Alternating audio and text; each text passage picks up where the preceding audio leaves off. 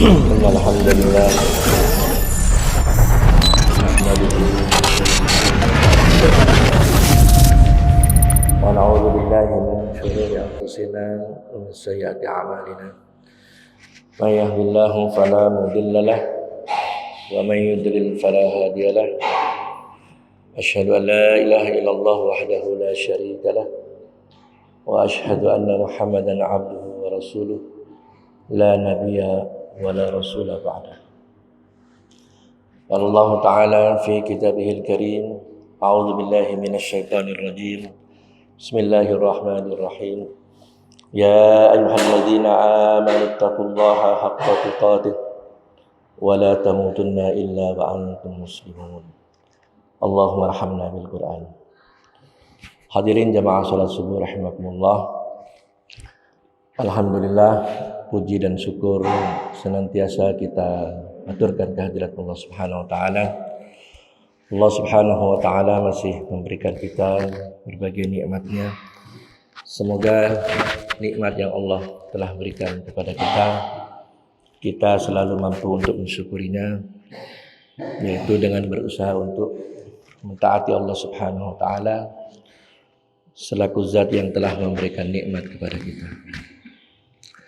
Hadirin jamaah salat subuh rahimakumullah. Dalam kesempatan tausiyah subuh pada subuh hari ini, insyaallah saya akan bawakan sebuah hadis Rasulullah sallallahu alaihi wasallam. Hadis yang diriwayatkan oleh seorang sahabat mulia yang bernama Jundub bin Junadah.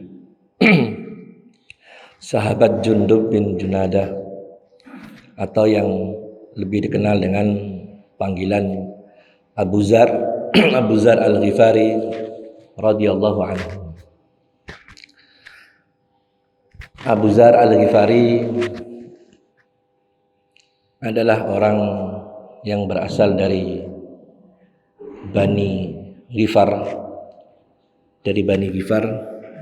satu perkampungan di luar kota Madinah, ke kota Mekah. Abu Zar ini di kampungnya, kampung Abu Zar ini terkenal dengan kampung para begal. Kampungnya para begal. Jadi ketika Abu Zar mencari tahu tentang sosok Rasulullah sallallahu alaihi wasallam, dia mencari Rasulullah di kota Mekah. Setelah bertemu dengan Rasulullah, kemudian menyatakan taslim, menyatakan memeluk Islam. Abu Zar saking bahagianya, dia kemudian sengaja datang ke depan Ka'bah, yang saat itu Ka'bah banyak duduk di sekitar Ka'bah itu tokoh-tokoh musyrikin Quraisy. Abu Zar sengaja mengumumkan keislamannya. Dia membaca syahadat keras-keras di depan para tokoh-tokoh musyrikin Quraisy. Padahal saat itu kalau ada orang masuk Islam pasti secara diam-diam, secara sembunyi-sembunyi. Sebab Rasulullah SAW melaksanakan sirriyatud dakwah secara dakwah secara rahasia itu selama 3 tahun lamanya. Dakwah secara rahasia 3 tahun lamanya. Nah, Abu Zar ini setelah dia taslim, dia datang ke Ka'bah, kemudian dia umumkan, dia baca syahadat keras-keras. Karena itu orang-orang musyrikin Quraisy itu menjadi sangat marah. Maka Abu Zar dikeroyok, dihajar ramai-ramai oleh musyrikin Quraisy. Tetapi syukur saat itu ada Abu Bakar, datang Abu Bakar, dan saat itu juga ada orang yang sempat mengenal Abu Zar. Jadi orang yang mengenal ini mengatakan kepada para pembesar musyrikin, ini kalau kita siksa orang ini, kita bisa terancam. Karena apa? Saat itu kebiasaan orang-orang musyrikin Quraisy itu pergi berniaga, berdagang ke negeri Syam. Dan rute yang dilewati itu mesti melewati perkampungan Bani Ghifar ini. Jadi kata mereka, kalau kita siksa terus nih orang, bahaya kita. Sedangkan Bani Ghifar ini kampungnya para begal, ya orang-orang jagoan.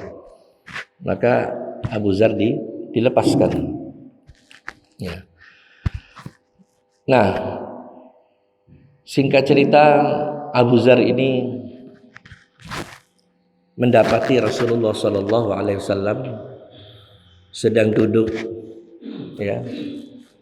Ini setelah di Madinah ini, dia melihat Nabi sedang duduk di Masjid Nabawi, masjidnya Rasulullah SAW. Kemudian Abu Dzar datang duduk di sebelahnya. Abu Dzar mengatakan kepada Rasulullah, "Ya Rasulullah, usini." Wahai Rasulullah, berikan aku nasihat. Hadirin jamaah Rasulullah rahimakumullah, sahabat Nabi yang ikut bersama perang Badar, perang Uhud, ikut bersama di dalam peristiwa Hudaybiyah, mereka semuanya itu dijamin pasti masuk surga. Pasti masuk surga. Dan merekalah yang diberi gelar dalam beberapa ayat Al-Quran, radhiyallahu anhum wa radu anhum. Allah ridho kepada mereka dan mereka pun ridho kepada Allah. Kalau sudah Allah ridho, tempatnya pasti di surga. Abu Dzar yang sudah tahu tempatnya pasti di surga, tetapi dia masih meminta kepada Rasulullah nasihat. Nah, ini pelajaran untuk kita yang hidup, terutama kita yang hidup di akhir zaman ini. Masya Allah, adalah orang-orang Islam ini yang seolah-olah tidak butuh nasihat, merasa tidak butuh, tidak perlu lagi mendengar nasihat. Padahal semua kita yang hidup ini tidak ada yang menjamin pasti masuk surga. Gak ada yang jamin kita ini pasti masuk surga. Ya. Maka sebenarnya kita lebih layak untuk selalu butuh nasihat. Karena memang ad-dinu nasihat. Agama itu adalah nasihat. Ya. Nah, singkat cerita, ya Rasulullah, beri aku nasihat. Maka kata Rasulullah, ya Abu Dzar, alaika bitaqullah, fa innaha ra'sul amri kullaha. Yang pertama, nasihat Rasulullah kepada Abu Dzar, hendaklah engkau selalu bertakwa kepada Allah. Karena takwa ini pangkal segala urusan, itu adalah takwa kepada Allah. Jadi ini nasihat pertamanya, agar bertakwa kepada Allah, karena takwa itu pangkal segala urusan. Hadirin jamaah rahimakumullah, takwa banyak sekali dibahas orang, ya. Takwa, kalau kita memaknai takwa dari pengertian, ya, yang telah dimaknai oleh para ulama, ya. Takwa itu bermakna kita taat kepada Allah. Ini makna yang simpel saja. Kita taat kepada Allah dengan jalan kita berusaha, kita melakukan apa yang Allah perintah dan kita hindari apa yang Allah larang di dalamnya. Ya, kita taat kepada Allah dengan jalan kita berusaha, kita lakukan apa yang perintah Allah, kita lakukan. Apa yang dilarang, simpan, tinggal. Ini takwa. Kemudian takwa juga bermakna takut kepada Allah. Takut, ya, untuk melanggar, ya. Takut untuk berbuat dosa. Karena kita yakin Allah Maha melihat. Karena kita yakin seluruh amal ini pasti dibalas. Ya. Sehingga dalam kehidupannya dia selalu merasa diawasi oleh Allah SWT. Dia takut untuk meninggalkan apa yang dilarang oleh Allah, ya, untuk meninggalkan apa yang diperintah oleh Allah, dan takut dia untuk mengerjakan apa yang Allah larang. Karena dia merasa Allah melihat, Allah mengawasi, dan seluruh amal akan pasti dibalas. Nah, ini juga bersesuaian dengan apa yang dikatakan oleh Sayyidina Ali radhiyallahu anhu. Sayyidina Ali memaknai takwa itu beberapa pengertian. Jadi takwa itu, kata Sayyidina Ali, al-khawfu minal jalil. Al-khawfu minal jalil. Ya, takut kepada Allah. Ya, Al-Jalil ini sifatnya Allah. Ya, takut kepada Allah. Merasa Allah melihat, merasa selalu diawasi oleh Allah sehingga dia takut kepada Allah. Jadi Sayyidina Ali pun memaknai takwa itu al-khauf minal jalil, takut kepada Allah. Ya, Rabbul Jalil. Ya. Nah, hari ini hadirin, berapa banyak kalimat takwa ini diucapkan manusia. Dan memang Rasulullah SAW selalu dalam tiap-tiap nasihatnya itu takwa. Pertama yang disampaikan bertakwa kepada Allah, baru nasihat yang lain. Dan takwa ini disampaikan di mimbar-mimbar, ya, di masjid-masjid, dalam upacara bendera, rapat-rapat tingkat lurah, kabupaten, kota, ya, sampai tingkat negara. Rapat-rapat besar. Adalah kita bertakwa kepada Tuhan yang Maha Esa. Takwa kepada Tuhan yang diucapkan terus takwa. Tapi sayang, apa yang menjadi makna takwa itu masih jauh. Ya, masih jauh. Takwa diucapkan, kenyataannya masih banyak orang tidak takut kepada Allah. Diucapkan terus takwa ini. Tapi banyak manusia tidak takut kepada Allah. Dia melakukan satu dosa, berpindah ke dosa lain itu dengan begitu gampangnya. Dari dosa ini pindah ke dosa itu. Tapi takwa ini selalu diucapkan. Ya, selalu disampaikan di mana? Bertakwa kepada Allah, bertakwa kepada Allah. Ya, korupsinya jalan terus, menzolimi orang jalan terus. Ya, mengambil hak orang jalan terus. Tapi kalau disuruh ceramah pidato, hendaklah bertakwa kepada Tuhan yang Maha Esa. Masih jauh takwa itu. Ya. Kalau kita bandingkan dengan bagaimana takwanya generasi pertama, takutnya para sahabat itu, ya, kepada Allah Subhanahu wa taala, contohnya satu kasus. Ada banyak sih kasus, tapi satu kasus saja. Ada seorang wanita dari suku Ghamid, salah satu suku yang ada di Madinah, suku Ghamid. Seorang wanita ini berzina. Ada dua kasus. Yang pertama si Ma'is. Ada seorang laki-laki, Ma'is ini berzina. Ma'is berzina, kemudian dia datang kepada Rasulullah. Ya Rasulullah, saya telah berzina, tolong hukum saya. Ya Rasulullah kaget, ini orang kok datang minta dihukum. Padahal orang yang berzina, kalau dia sudah punya suami atau punya istri, zina muhson, itu hukumannya dirajam, ditanam separuh badan, kemudian dilempar batu sampai mati.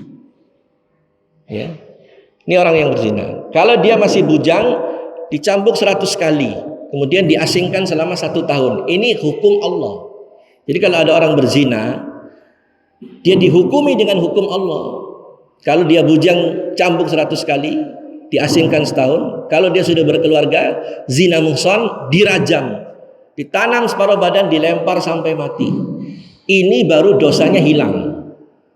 Di akhirat dia nggak pikul lagi dosa. Allah sudah ampuni. Ya, tapi kata orang hukum ini kejam. Sebetulnya hukum ini sangat-sangat baik. Ya, hukum ini sangat kasih sayang kepada manusia banyak. Satu orang dihukum, dirajam, ya, 1000 orang, 1.000.000 orang, ya, 100 juta orang selamat. Siapa yang mau mati? Gak ada orang mau mati. Satu orang mencuri, nyata dia mencuri, memenuhi perhitungan nisabnya, dipotong tangannya, jari tangannya dipotong. Satu orang dipotong tangannya, 1 juta orang, 10 juta orang selamat. Ya, kalau syariat Allah, hukum Islam jalan, nggak perlu capek-capek ini petugas polisi. Ya, tapi ya sayang belum berjalan. Mudah-mudahan bisa berjalan. Ya. Nah, Ma'is ini datang mengaku berzina, kata Rasulullah, coba kamu periksa dulu, cari tahu dulu ini Ma'is ini waras, ya, kata Rasulullah, waras atau sakit dia ini. Cari tahu Ma'is ini waras apa sakit otaknya. Ternyata waras. Dirajam. Itu satu kasus. Kasus kedua, wanita dari suku Ghamid datang mengaku berzina. Ya Rasulullah, saya telah berzina dan sekarang saya hamil. Hukum saya ya Rasulullah. Bayangkan, dia tahu resikonya, nyawanya harus hilang. Kata Rasulullah, kau pulang, ya, lahirkan dulu anakmu. Kecewa dia, pulang. Setelah selesai melahirkan, dia datang lagi, ya Rasulullah, saya telah melahirkan anak saya. Tolong tegakkan hukum atas saya. Had namanya. Tegakkan hukum atas saya Rasulullah. Bayangkan, minta mati untuk dihukum. Kata Rasulullah, kau pulanglah dulu, kau susui dulu anakmu ini. Ya, kau susukan dulu anakmu sampai pisah dari susuanmu. Dengan kecewa, wanita ini pulang. Singkat cerita, selesai usia susuannya, dia datang lagi kepada Rasulullah, datang dengan anaknya digendong, sengaja anaknya di tangannya disuruh membawa roti. Ya Rasulullah, sudah saya susui anak saya dan anak saya sudah bisa makan. Maka kata Rasulullah, bersahabatnya, persiapkan, gali lubang. Setelah selesai ditanamlah wanita, diumumkan, disuruh melihat. Jadi ketika rajam itu disuruh melihat orang banyak, diundang orang banyak supaya menyaksikan. Inilah hukuman bagi orang berzina. Tujuannya apa?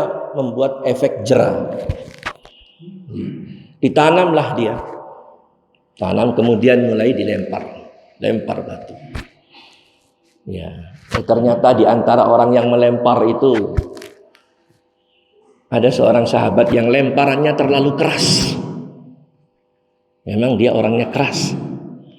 Dilempar terlalu keras, nih darah muncrat dari kepalanya, kena jubahnya yang putih, kena pakaiannya darahnya, sehingga dia marah.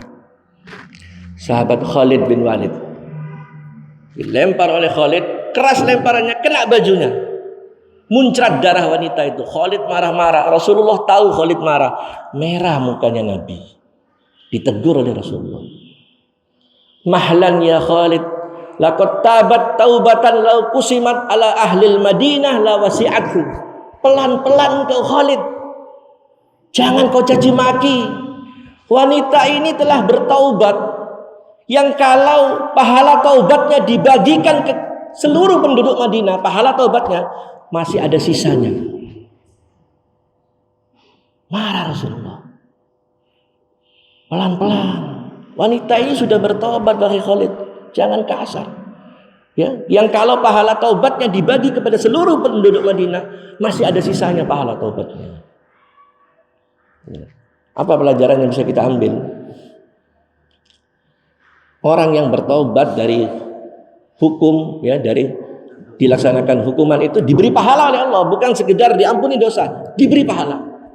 Nah, ini hebatnya syariat Allah. Nah, kembali kepada materi ini, ya, ini takwa. Karena dia tahu Allah melihat. Kan nggak masuk akal sebetulnya kalau dia diam. Dua orang ini nggak ada orang tahu, tapi dia tahu Allah Maha melihat. Amalnya dilihat oleh Allah, pasti dibalas. Ini takwa. Maka karena takutnya kepada Allah, dia datang menyerahkan dirinya untuk dihukum. Nah, di mana takwa itu hari ini? Dari satu dosa pindah ke dosa lain. Belum selesai dosa ini, bikin dosa yang baru. Takwanya terus diucapkan. Kata Abu Dzar, ya Rasulullah, zidni, tambahkan lagi wahai Rasulullah. Minta tambah lagi. Ya, kalau kita kadang-kadang itahor jihire, ya, sudah cukup gelisah. Ini Abu Dzar, zidni, tambah lagi. Nah, kata Rasulullah, ya Abu Dzar, alaika bitilawatil Qur'an wa zikrillahi azza wa jalla, fa innahu nurun laka fil ardi wa dukhrun laka fis sama. Hai Abu Dzar, hendaklah engkau selalu membaca Al-Qur'an dan berzikir kepada Allah azza wa jalla. Karena orang yang selalu membaca Al-Quran dan selalu berzikir kepada Allah Azza wa Jalla akan menjadi cahaya baginya di bumi dan akan menjadi tabungan nanti di akhirat. baca Quran, selalu zikir. Ini nasihat Rasulullah. Ya, tentunya nasihat itu untuk kita juga. Al-Quran itu turun di zaman Rasulullah 23 tahun lamanya. Bukan sekaligus seambrek seperti kitab ini. Nggak ada dulu mushaf Quran ini, nggak ada dahulu. Turun satu surat, kadang turun 10 ayat, ya. Kadang nggak sampai satu surat, 10 ayat, ada yang satu surat. Dalam masa 23 tahun. Dicatat oleh beberapa pencatat Al-Quran. Ya, dicatat di kulit-kulit binatang, diukir. Dicatat di batang-batang pohon kurma. Dicatat Al-Quran. Tidak ada Quran seperti ini. Ya. Sahabat ini begitu Quran turun disampaikan oleh Rasulullah, mereka tidak menunggu besok, langsung ingin diamalkan. Karena Quran itu hudan. Ya. Hudan linnas, hudan lil muttaqin, petunjuk, isinya hak batil, halal haram, perintah larangan, baik buruk, itu ada di Al-Quran. Turun ayat, Rasulullah menyampaikan, diamalkan. Ya, sahabat itu dihafal oleh mereka, diamalkan, ya, dibaca. Nah, sahabat ini sampai-sampai sahabat ini dikenal, ya, julukan Quranun yamshi bainan nas. Quran yang berjalan di tengah manusia. Di otak mereka ada Al-Quran, hati mereka dipenuhi Al-Quran, lisan mereka basah dengan Al-Quran, sikap hidup mereka cerminan daripada Al-Quran. Maka mereka lah Quranun yamshi bainan nas. Quran yang berjalan di tengah manusia. Pola hidup mereka, amal mereka Al-Quran. Quran ini sudah dicetak entah berapa juta eksemplar. Sudah seperti ini bentuk. Berapa juta eksemplar Quran. Tetapi sikap hidup versi Qurani masih langka. Masih langka. Masih jauh. Ya. Bahkan lebih parah lagi, masih banyak hari ini orang nggak bisa baca Quran, buta Quran sama sekali. Lebih parah lagi, banyak rumah orang Islam hari ini cari mushaf Quran saja nggak ada. Nggak ada. Padahal Quran ini innahu lazikrul laka wa liqaumika fasawfa tus'alun. Al-Quran ini kata Allah satu kemuliaan bagi kamu dan bagi kaummu, hai Muhammad. Dan nanti engkau akan ditanya tentang Al-Quran ini. Quran ini kemuliaan kita. Ya, sahabat Nabi dimuliakan Allah itu dengan Al-Quran ini. Menjadi mulia mereka. Orang yang paling hina. Sahabat Nabi itu orang-orang jelek.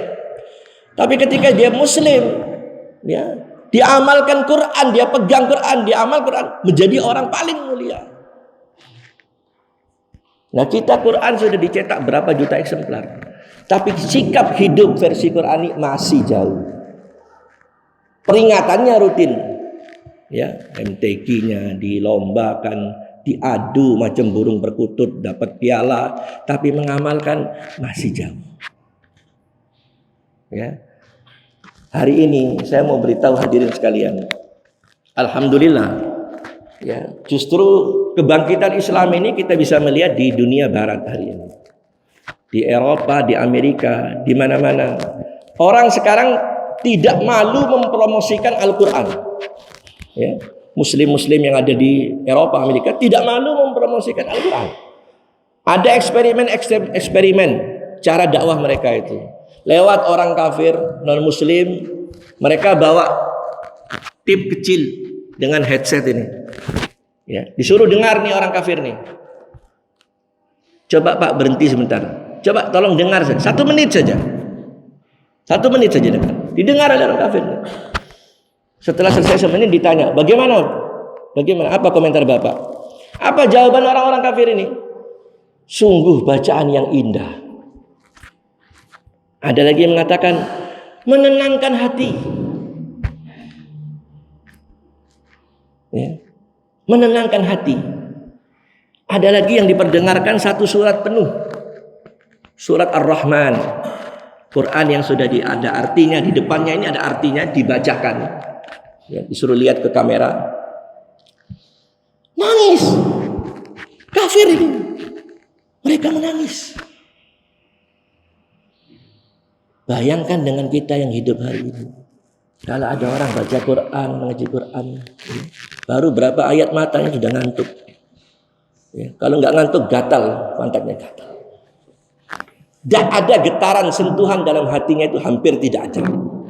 Jadi nggak ngaruh Quran itu.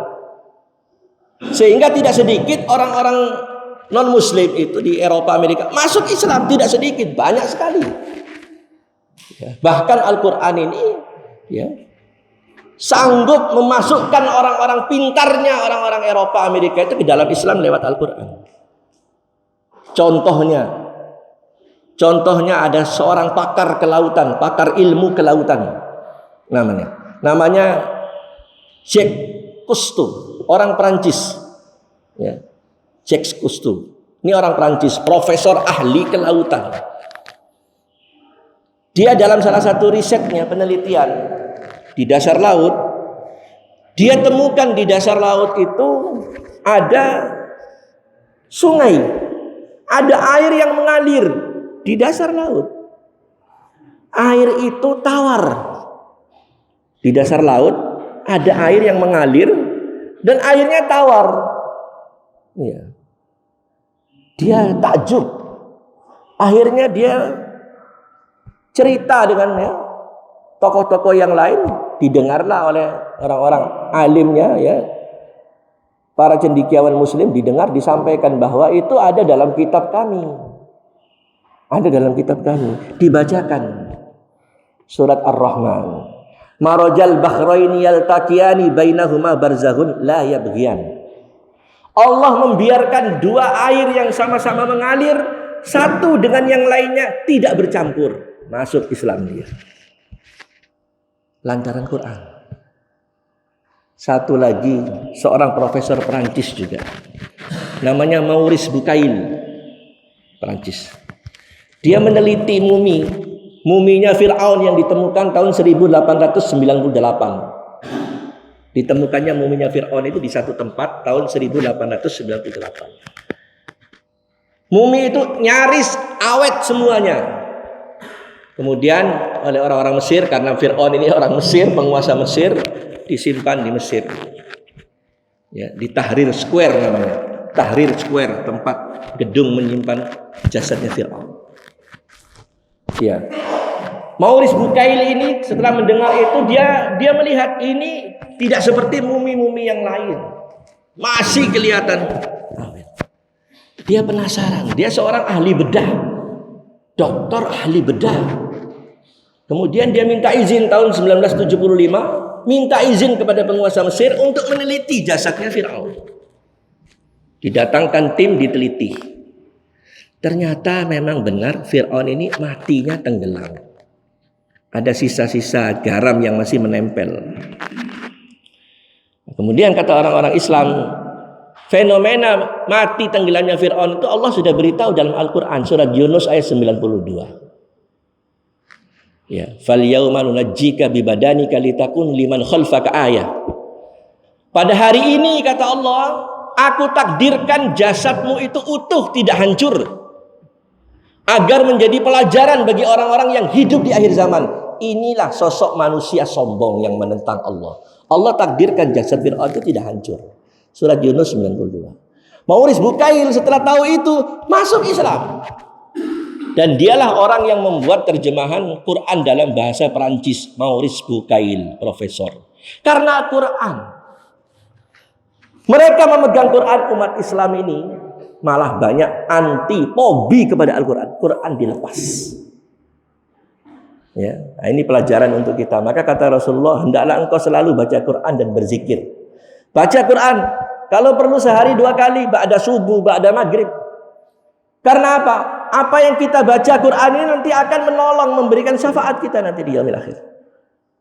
Ya, aqra'ul Quran. Ya, bacalah Al-Quran. Fa innahu ya'ti yaumal qiyamati syafi'an li ashabihi. Bacalah Al-Quran, karena bacaan Quranmu itu nanti akan datang menolongmu, memberikan syafaat nanti di hadapan Allah. Baca Quran. Ba'da maghrib, ya nggak perlu berjuz-juz, 3 ayat, 4 ayat, ba'da subuh. Rutin. Karena ini perintah dari Rasulullah SAW. Dan banyak berzikir. Ya, jadi yang kedua tadi, bacalah Quran dan berzikir kepada Allah Azza wa Jalla. Kalau perlu zikir itu terus diucapkan, nggak usah dihitung. Kita berharap lesan yang biasa berzikir ini, mudah-mudahan akhir hidup kita lesan ini dalam keadaan berzikir. Lesan yang selalu dipakai untuk bicara kotor, maki-maki, nggak jauh-jauh amat. Nanti di akhir hidupnya yang keluar dari lisannya itu yang kotor-kotor.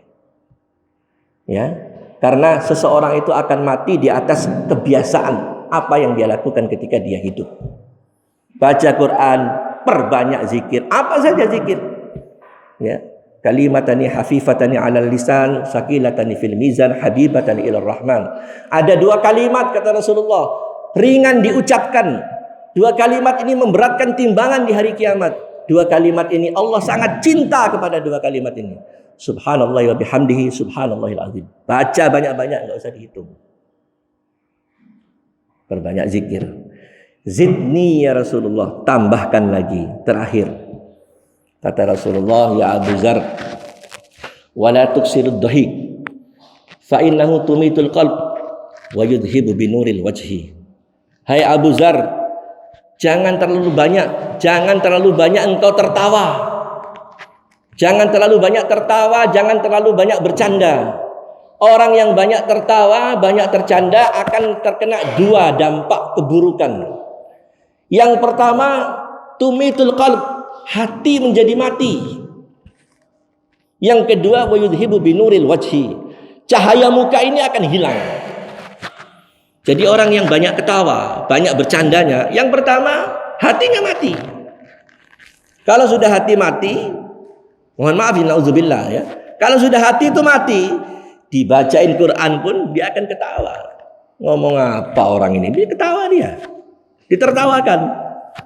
Nggak sedikit hari ini orang mengejek-ejek Al-Quran. Muslim, kalau kafir mending. Orang Islam mengejek-ejek kebenaran, mentertawakan ayat Allah. Tidak sedikit, banyak sekali. Karena apa? Ada indikasi hatinya mati. Karena hari-hari kebiasaan dia tertawa. Sehingga ketika kebenaran disampaikan, dia juga tertawa. Ya. Hati mati, yang kedua hilang cahaya muka. Muka orang beriman, orang Islam, terutama yang menjaga sholat 5 waktu dengan wuduknya, muka orang Islam itu ada cahayanya, hatta dia hitam. Ada cahayanya, ada nur. Cahaya muka itu bisa hilang. Penyebabnya apa? Banyak bercanda, banyak tertawa. Jadi hati-hati. Ya, kadang-kadang mohon maaf ini hadirin sekalian, ya saya perlu sampaikan untuk mengingatkan. Hari ini kadang-kadang banyak ya umat Islam ini habis umurnya hanya untuk tertawa. Seolah-olah tertawa itu kebutuhan. Duduk berkumpul dengan teman-teman, hari duduk kumpul, ketawa-ketawa, besok lagi ketemu lagi, terus begitu. Hari-harinya ketemu kumpul ngakak-ngakak, besok lagi ketemu diulang lagi cerita itu, ngakak. Majelis-majelis tertawa. Nah, kalau ini dilakukan oleh seseorang, banyak bercanda, banyak tertawa, hati bisa mati, cahaya muka bisa hilang. Tetapi bukan berarti dilarang tertawa, bukan dilarang bercanda. Nabi juga tertawa. Sahabat melihat Nabi tertawa. Nabi juga bercanda dengan sahabat-sahabatnya. Tidak dilarang tertawa dan bercanda. Ya, tapi jangan dijadikan kebutuhan. Ya, sehingga kita lalai, banyak main-main, banyak bercanda, kita lupa bahwa umur kita ini sudah berkurang. Lupa kita. Jadi bedakan ya antara tidak tahu, jahil, dengan ghafil lain. Tidak tahu dengan lalai itu lain. Lalai itu tahu dia, tapi dia lalai dia. Nah, orang tertawa, hari-harinya tertawa, dia lalai, dia lupa menyiapkan amal soleh. Dia lupa kalau umurnya ini sudah dekat dengan kematian. Ya.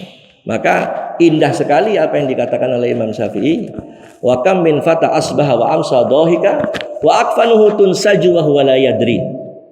Berapa banyak orang di usia muda kerjanya hari-harinya hanya untuk tertawa-tawa, sementara kain kafannya sedang dipersiapkan, sementara dia tidak sadar. Masya Allah. Ya. Berapa banyak orang di usia muda Kerjanya hari-harinya tertawa-tawa. Sementara kain kafannya ini sedang menunggu, sedang dipersiapkan. Sementara dia tidak sadar. Nah, hadirin jemaah rahimakumullah, aroma buburnya sudah sampai di sini nih. Ya, kita cukupkan saja. Ya, mudah-mudahan atau singkat ini ada manfaatnya. Kurang dan lebihnya mohon maaf. Subhanakallahumma bihamdika asyhadu an la ilaha illa anta astaghfiruka wa atubu ilaik. Assalamualaikum warahmatullahi wabarakatuh.